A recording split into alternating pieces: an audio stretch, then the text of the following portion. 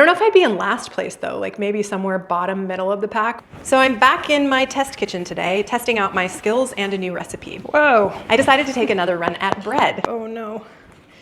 Oh no. The last time I did this, it went okay.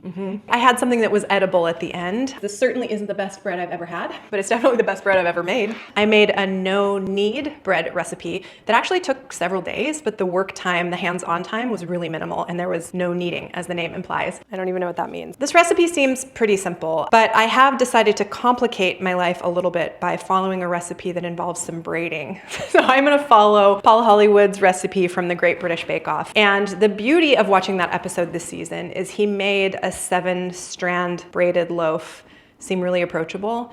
And I don't think it's as approachable as I think it's gonna be. Strands, go over, all the way down to the bottom. I can tell you for certain that I am a better braider than I am a bread baker, but maybe I can combine the two and by some miracle, they'll turn out. So I haven't looked yet.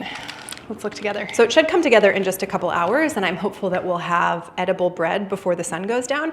And in the Pacific Northwest these days, that's like mid-afternoon, so I gotta get a move on. Let's get going on this bread. Into the bread flour, salt, yeast, mix. Now, olive oil. And this is 350 mils of water, and the recipe says to incorporate 240 of it. So 2/3-ish. Exactly. So I'm just gonna stir this around with this handy little tool, try to get it incorporated. Okay, very shaggy dough forming. Okay, now we're gonna switch to our hands, incorporate the rest of the water.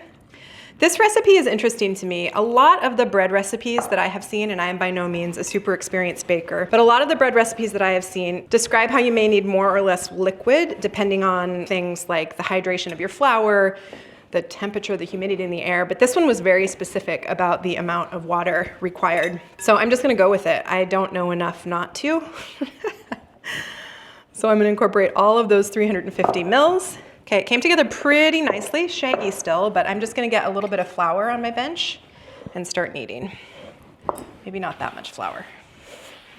So we'll turn this out. Here we go. Okay, I think I'm gonna stop. Springing back, it looks okay. Still not getting that window pane test, but I feel like I don't want to overwork the dough. I've been kneading now for like 18 minutes and that feels like plenty. Okay, so I wiped out my bowl a little bit. I'm just gonna put a little grease in the bowl, spread it around, and then this proves for 45 minutes. Cover with the tea towel and I will see you in 45 minutes. We've got some rise. Now comes the fun part. So that was exactly 45 minutes. And now we're gonna have to figure out how to braid. I was cramming during that little break on Paul Hollywood videos, trying to remind myself how to braid this loaf of bread. But the first thing we have to do is knead it just slightly to knock it back. It actually looks pretty good. I'm happy with that.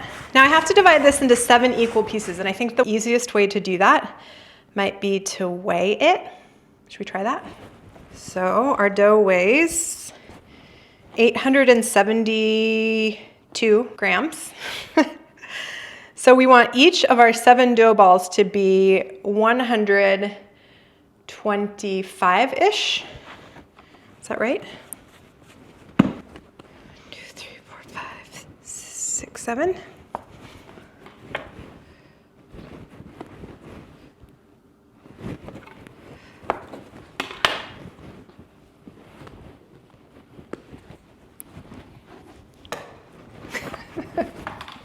If I seem uncertain of this method, it's because I absolutely am.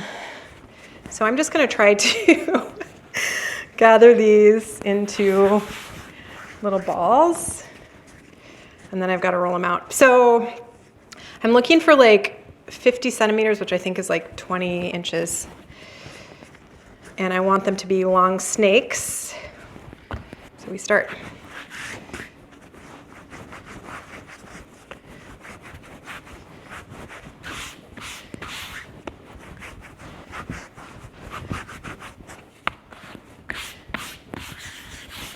Too much flour. I don't have any resistance on the bench.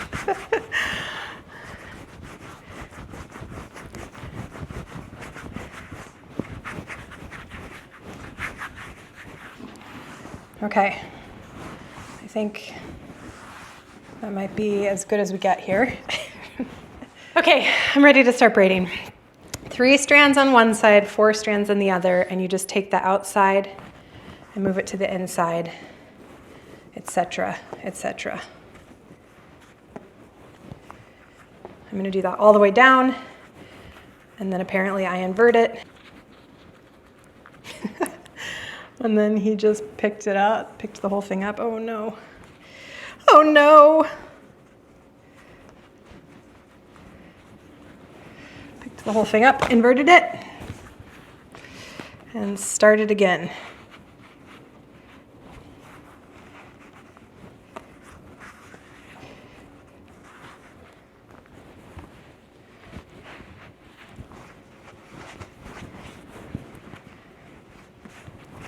Pinch the ends, cut the ends off.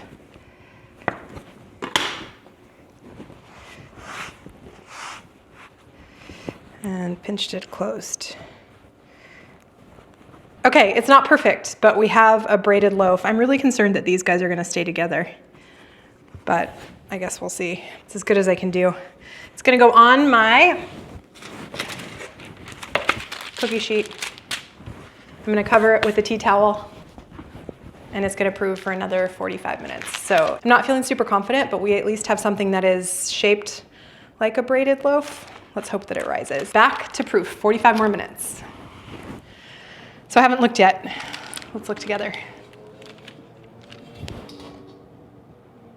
Doesn't look horrible.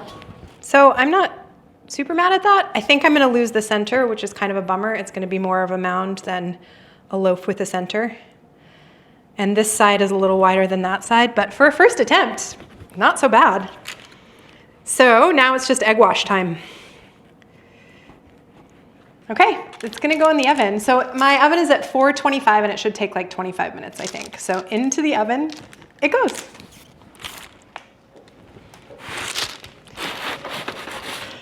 Well, we lost the center, but it doesn't look horrible for a first attempt. So this side is definitely wider than this side. I lost the center, but overall, not horrible. Okay, I have to let it cool, and I should let it cool for like an hour, but probably have about 15 minutes in me. See you in a sec.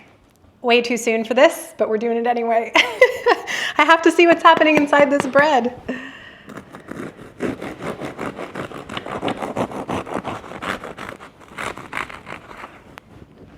The moment of truth. How does it look?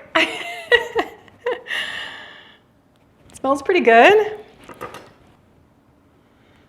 I think this is definitely a first attempt.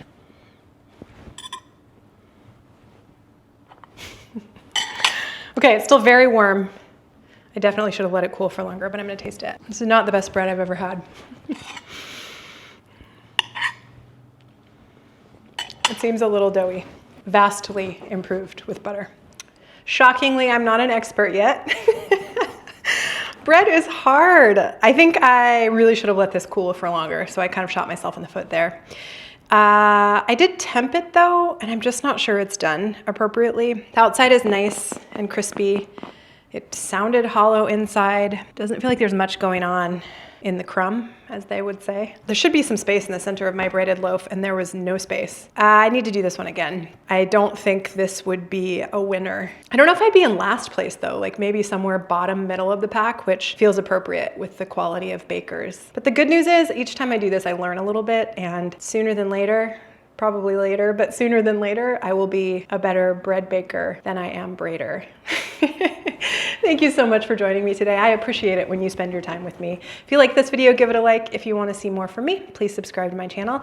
Leave in the comments below your critique and feedback. I always love to learn from you all, and I look forward to seeing you here next time. Cheers.